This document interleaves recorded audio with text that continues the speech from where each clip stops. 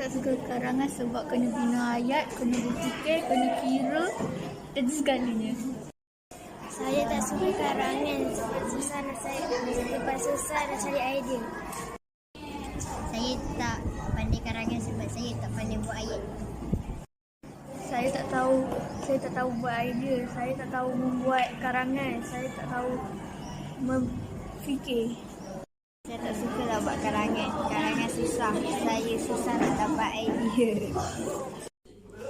Assalamualaikum warahmatullahi wabarakatuh dan salam sejahtera saya ucapkan kepada barisan panel hakim.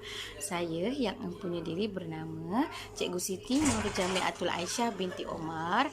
Hari ini akan membentangkan kajian tindakan saya yang berjudul Rofkaf Roda Karangan Fakta. Rentetan daripada video yang telah kita perpaparkan tadi dapat dilihat bahawa kelemahan kebanyakan anak murid kita pada hari ini adalah dalam membina sebuah karangan. Okey, karangan ini biasanya termaktub dalam kertas penulisan bahagian C, iaitu yang menyumbang kepada 50% markah. Walaupun yang menjawab itu adalah anak bangsa Melayu sendiri, tetapi peratus penguasaan mereka dalam kemahiran bahasa Melayu itu sukar untuk mencapai tahap cemerlang. Oleh yang demikian, inilah objektif utama saya dalam membina kajian tindakan untuk menangani masalah membina karangan maupun membina ayat dengan menggunakan ayat yang gramatis dalam bahasa Melayu. Objektif kajian saya pada hari ini adalah untuk meningkatkan penguasaan serta kemahiran murid kita dalam membina idea utama dan idea sampingan, di samping dapat membina karangan itu berdasarkan kepada format yang betul. Kerana apa? Kerana kadang-kadang murid kita, dia tersasar daripada kehendak soalan. Daripada objektif tersebut, kita dapat membantu murid kita membina sebuah karangan yang baik dengan menggunakan kosakata agar dapat mencapai tahap yang cemerlang. Okey, kumpulan sasaran kita adalah murid-murid tahap 2, iaitu murid tahun 4, 5 dan juga 6. Ini merupakan contoh hasilan yang telah dihasilkan oleh murid-murid di mana kebanyakan karangan yang dibina ideanya tidak tepat ataupun tersasar daripada kehendak soalan. Ada murid pula tu dia hanya membina idea sahaja tetapi tiada huraian, lepas tu pengulangan idea yang sama, dan kebanyakan murid membina karangan tersebut dengan format yang tidak lengkap, iaitu tiada pendahuluan dan juga tiada rumusan maupun penutup. Oleh yang demikian, kesan daripada kesilapan atau kecuaian yang dilakukan oleh murid-murid ini, mereka telah memperolehi markah di aras 8 hingga 12 ataupun 14 sahaja. Mereka tak mampu mencapai markah yang cemerlang, iaitu antara 21 sehingga 25 markah. Kesan sebagaimana dapatan yang saya terima tadi, maka saya membina Rofkaf Paun Kosong, iaitu Rofkaf itu adalah gabungan daripada roda formula karangan fakta. Tujuannya adalah untuk memudahkan murid-murid membina karangan fakta dengan format dan idea yang betul. Okay, ini merupakan Rofkaf yang saya inovasikan ia untuk digunakan dalam kelas ya. Okey, sekarang dalam pada Rofkaf ini kita dapat pandu anak-anak didik kita macam mana cara penggunaannya.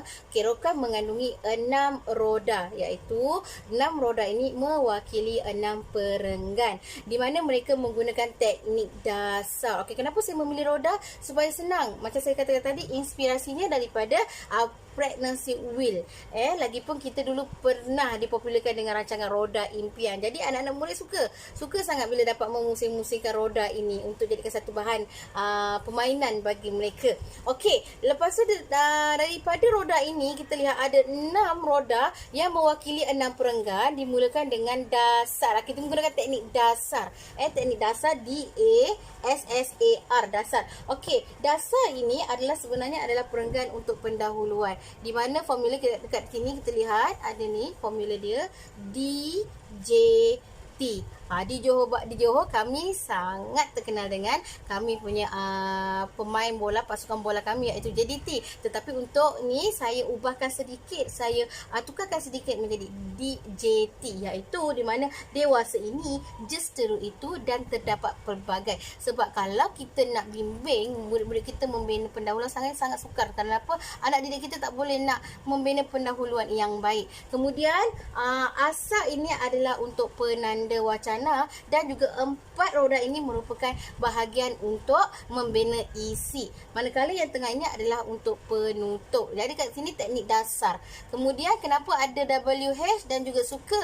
Tujuannya adalah untuk anak-anak didik memudahkan mereka mengembangkan idea mereka menjadi sebuah perenggan ataupun sebuah ayat yang lebih gramatis. Kalau diminta berdasarkan kepada dapatan awal yang saya terangkan pada permulaan tadi, dapati ramai anak muda kita hanya mampu membina idea tetapi tak mampu nak menghuraikannya dengan baik. Jadi saya pandu mereka dengan penggunaan dasar ini.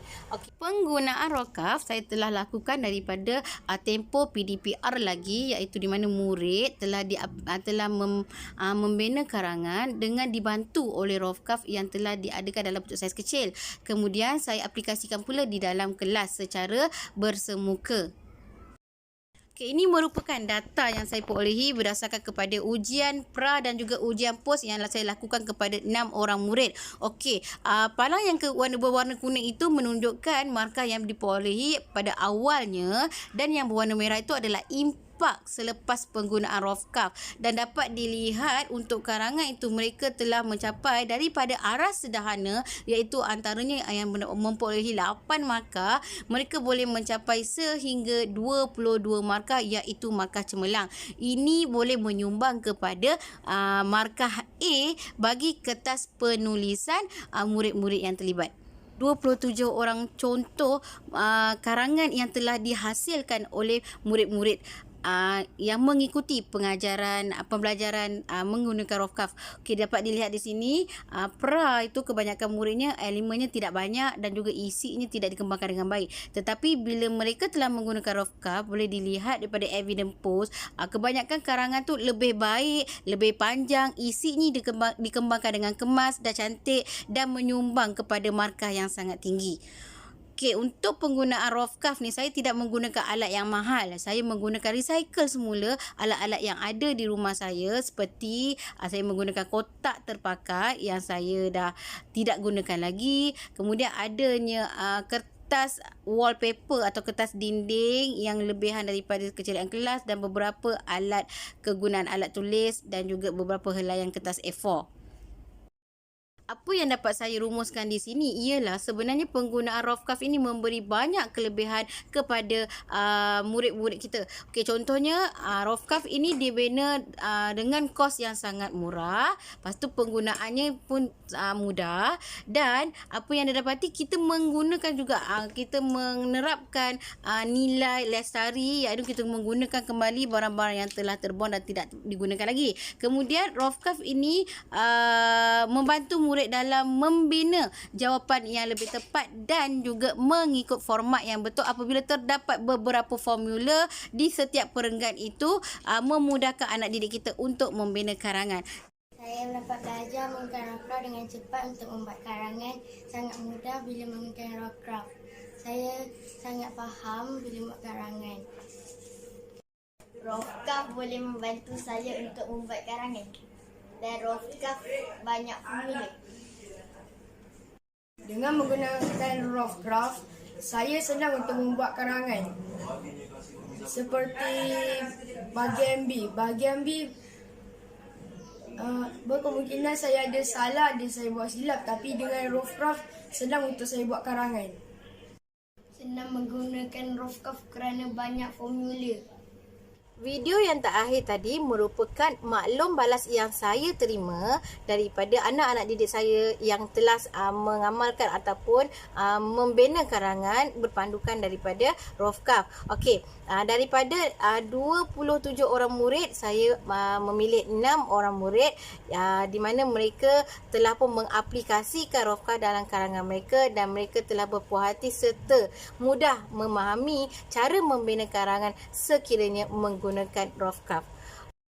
Okey, kini setelah kita menonton maklum balas yang diterima, maka berakhirlah pembentangan saya pada kali ini.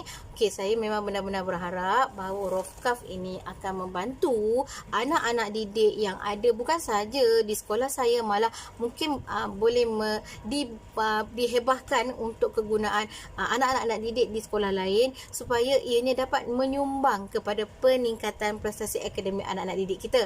Semoga dengan usaha saya yang kecil ini dapat sama-sama diguna pakai, sama-sama dikongsi agar dapat memberi satu kemudahan, satu kaedah ataupun membantu di kalangan kita khususnya pendidik dan juga anak-anak didik dalam membina ataupun menguasai kemahiran bahasa Melayu.